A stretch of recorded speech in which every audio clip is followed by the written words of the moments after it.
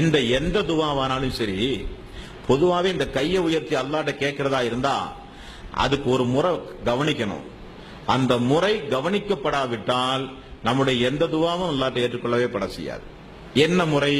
ரசூலுல்லாஹி ஸல்லல்லாஹு அலைஹி வஸல்லம் அவர்கள் சொன்ன செய்தி நஸையில் 1267வது நபிமொழி. நாம எப்பட்ட அல்லாஹ்ட்ட துவா செய்யும் போதும் முதலில் யார்கிட்ட கேட்கிறோமோ அந்த அல்லாஹ்வை முதல்ல புகழணும்.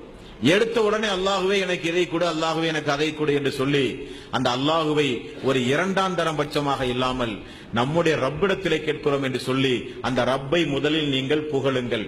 ஏதாவது ஒரு வார்த்தையை சொல்லி சுப்ஹானல்லாஹ், அல்ஹம்துலில்லாஹ், அல்லாஹு அக்பர், ஏதாவது ஒரு வார்த்தையை சொல்லி அல்லாஹ்வை புகழுங்கள். இரண்டாவது, எனக்காக வேண்டிய அல்லாஹ்விடத்திலே நீங்கள் பிரார்த்தனை செய்யுங்கள்.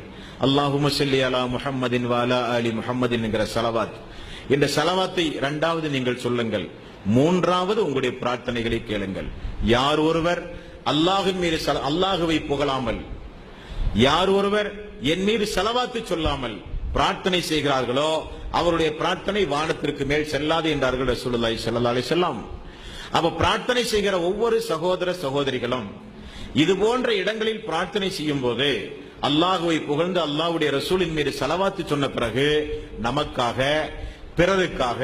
பிறருக்காக செய்யும் போது வானவருடைய துவா நமக்கு கிடைக்கும் என்கிற சிந்தனையோடு பிறருக்காக, சமுதாயத்திற்காக, நமக்கு முன்னால் மரணித்து போன நல்லவர்களுக்காக எல்லாம் நாம் பிரார்த்தனை செய்ய வேண்டும். பிரார்த்தனை செய்வதற்கு முன்னால் அல்லாஹ்வை புகழ்ந்து ரசூலுல்லாஹி மேல ஸலவாத்து சொல்லி பிரார்த்தனை செய்ய வேண்டும். அடுத்து ரசூலுல்லாஹி ஸல்லல்லாஹு அலைஹி வஸல்லம் அவர்கள் சொன்னார்கள், நான் ஆரம்ப உரையில் சொன்னதை போல நமது கையை உயர்த்தி அல்லாஹ்ட்ட பேசும்போது நம்முடைய உள்ளத்துல கொஞ்சம் கூட இது ஏற்கப்படுமா, இது கிடைக்குமா, இந்த பிரச்சனை தீருமா, கேட்டது கிடைக்குமா, கஷ்டங்கள் தீருமா, நம்முடைய பிள்ளைகளுக்காக வேண்டி துவா செய்யறோமே அந்த பிள்ளையுடைய எதிர்கால வாழ்வு அப்படி அமையுமா, நமக்காக வேண்டி கேட்கிறோமே அப்படியெல்லாம் நமக்கெல்லாம் வாழ்வு சாத்தியமா, எந்த சந்தேகமும் வேண்டாம். ரசூலுல்லாஹி ஸல்லல்லாஹு அலைஹி வஸல்லம் அவர்கள் சொன்ன செய்தி அஹ்மதில் 10709வது நபிமொழி. அல்லாஹ்வுடைய ரசூல் சொன்னார்கள், ஒரு அடியான் அல்லாஹ்விடத்தில் 2 கரத்தை உயர்த்தி பிரார்த்தனை செய்யும் போது அல்லாஹு தஆலா அவனுக்கு 3 வழிகளில் பதில் சொல்லியே தீருவான். அல்லாஹ் அடியார்கள் 2 கரத்தை உயர்த்தி பிரார்த்தனை செய்யும் போது அல்லாஹ் எப்படி பார்க்கிறான் தெரியுமா? என்னுடைய அடியான் 2 கரத்தை உயர்த்தி என்னிடத்திலே கேட்டு விட்டானே, அவனுக்கு ஒரு எஜமானன் உண்டு என நினைத்து 2 கரத்தை உயர்த்தி நாம் கேட்டால் ரப்பு தருவான் என்கிற நம்பிக்கையோடு எனது அடியான் கேட்டு விட்டானே என்று சொல்லி அந்த கையை வெறுமனே திரும்ப அனுப்ப அல்லாஹ் வெட்கப்படுகிறான் என்று ரசூல் ஸல்லல்லாஹு அலைஹி வஸல்லம் அவர்கள் சொன்னார்கள். அந்த அளவுக்கு ரோசக்காரன் ரப்புல் ஆலமீன்,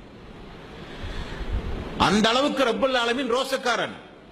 அப்ப அல்லாஹு தஆலா 3 வழிகளில் பதில் சொல்கிறான். ஒன்று, ஒரு சில நபர்களுக்கு அல்லாஹு தஆலா கேட்டதை கொடுத்து விடுவான். இது நம்முடைய வாழ்க்கையில நிறைய நடந்திருக்கு, யாரும் இல்லைன்னு சொல்ல முடியாது. நான் துவா கேட்டு ஆயுள் காலத்துல ஒண்ணுமே நடக்கலன்னு யாரும் சொல்ல முடியாது. ஏதாவது சந்தர்ப்பங்களில் ஒரு சில காரியங்கள் நடந்திருக்கும், கேட்டதை கொடுப்பான். இரண்டாவது, நீங்கள் ஒன்றை கேட்கிறீர்கள், ஆனால் உங்களுக்கே தெரியாமல் உங்களுடைய விதியில் நாளைக்கு உங்களுக்கு ஒரு தீங்கு நடக்க போகிறது என்று இருந்தால் அல்லாஹ் என்ன செய்வான் தெரியுமா? இன்றைக்கு அடியான் இதை கேட்கிறான், ஆனால் நாளைக்கு அவனுக்கு ஒரு விபத்து அல்லது ஒரு நோய் அல்லது ஒரு தீங்கு அவனுக்கு வரப்போகிறது. இதை கொடுப்பதா அல்லது தீங்கிலிருந்து அவனை காப்பாற்றுவதா என்றால் அவனை அந்த தீங்கிலிருந்து காப்பாற்றுவதுதான் நல்லது என்று சொல்லி நம்முடைய பிரார்த்தனையின் மூலம் விதி மாற்றப்படுகிறது. நல்ல தெரிந்து கொள்ளணும் நீங்கள், நம்முடைய பிரார்த்தனையின் மூலம் நமக்கு விதி மாற்றப்படுகிறது. ஒரு மனுஷன் நம்மள்ட்ட வந்து ரொம்ப உடம்பு சரியில்லைன்னு சொல்லி, ரொம்ப பசிக்குதுன்னு சொல்லி ஒரு மனுஷன் நம்மள்ட்ட வந்து கொஞ்சம் உணவு கேட்டு யாசகம் கேட்டு நிக்கிறான். அவனுக்கே தெரியாம அவனுக்கு பின்னாடி ஒரு பாம்பு அவனுக்கு கொத்துறதுக்கு நிக்குதுன்னு சொன்னா முதல்ல அவனுக்கு சாப்பாடு வாங்கி கொடுப்போம், பாம்புடன் அவனை காப்பாற்றுவோமா? உயிர் முக்கியம் சொல்லி முதல்ல அவனை காப்பாற்றுவோம். அது போல அல்லாஹு தஆலா விதியில் ஏதாவது ஒரு ஆக்சிடென்ட் நடக்கணும் விதியில் எழுதியிருப்பான், அது யாராலையும் தடுக்கவே முடியாது. ஏதாவது நோய் நொடி வந்து கொஞ்ச நாளைக்கு படுக்கணும்னு அல்லாஹ் எழுதியிருப்பான், யாராலையும் தடுக்க முடியாது. ஏதாவது ஒரு மன வருத்தம், ஒரு கஷ்டம், ஒரு கவலை வர்றதும் அல்லாஹ் விதியில் எழுதி வச்சிருப்பான். அடியான் பிரார்த்தனை செய்யும் போது அவன் ஒன்றை கேட்டுக்கிட்டே இருப்பான். ஆனா அல்லாஹ் என்ன செய்வான்னா, கேட்டதை ஒரு சில நேரத்தில் கொடுப்பான், ஒரு சில நேரத்தில் அவனுக்கு வரக்கூடிய தீங்கிலிருந்து அல்லாஹ் அவனை காப்பாற்றி விடுவான். மூன்றாவது, ரசூல் ஸல்லல்லாஹு அலைஹி வஸல்லம் அவர்கள் சொன்னார்கள், அப்படி கேட்கும் போது கேட்டதை கொடுப்பான், அல்லது வரக்கூடிய தீங்கிலிருந்து அவனை காப்பாற்றுவான், அல்லது விதியில் அல்லாஹு தஆலா அவனுக்கு இதை இத்தனாம் மாசம் இத்தனாம் தேதி இந்த வருஷத்துல கொடுப்போம் விதியில மாத்தி எழுதிடுவான். அப்ப பிறகு தருவதாக அல்லாஹ் வாக்களிப்பான், அல்லது உடனே கொடுப்பான், அல்லது தீங்கிலிருந்து காப்பாற்றுவான். ஒன்றுமில்லையா, அவன் கேட்ட பிரார்த்தனைக்கு மறுமை நாளில் அவனுக்கு அல்லாஹ் பாவ மன்னிப்பு வழங்கி சொர்க்கத்திற்கு அனுப்புவான் என்று ரசூல் ஸல்லல்லாஹு அலைஹி வஸல்லம் அவர்கள் சொன்னார்கள். பிரார்த்தனையின் மூலம் இது நடந்தே தீரும். இது அல்லாத ஒரு பிரார்த்தனையும் இஸ்லாமிய மார்க்கத்திலே கிடையாது. ஆக அல்லாஹு தஆலா இவ்வளவு வகையான பாவ மன்னிப்புகளையும் இவ்வளவு வகையான அந்தஸ்துகளையும் பிரார்த்தனை செய்யும் போது நமக்கு வைத்திருக்கிறான் என்பதை இந்த இஸ்லாமிய சமுதாயம் தெரிந்தால் அல்லாஹ்வை விட்டு வேற யார்கிட்டயா போய் துவா செய்வாங்களா? ஒரு காலம் செய்ய மாட்டார்கள். ஆக துவாவினுடைய இது போன்ற ஒழுங்குமுறைகள் இந்த மனித சமுதாயத்திற்கு அடிக்கடி நினைவு கூறப்பட்டுக் கொண்டே இருக்க வேண்டும்.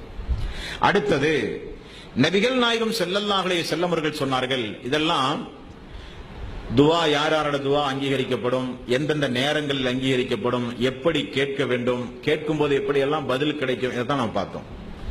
இப்ப பார்க்க போற விஷயம் எல்லாம் என்ன தெரியுமா? துவா கேட்கும் போது நமக்கு கிடைக்கக்கூடிய ஏராளமான நன்மைகளையும், துவா கேட்கும் போது அல்லாஹ் எந்த அளவுக்கு சந்தோஷப்படுகிறான் என்பதை இப்ப நாம பார்க்க போறோம். முதல்ல 2வது அத்தியாயத்தின் 222வது வசனத்தில் அல்லாஹ் ரப்பல் ஆலமீன் சொல்கிறான், அல்லாஹ்விடத்தில் பிரார்த்தனை செய்து திருந்துவோரை அல்லாஹ் ரப்பல் ஆலமீன் நேசிக்கிறான். 2வது அத்தியாயத்தின் 222வது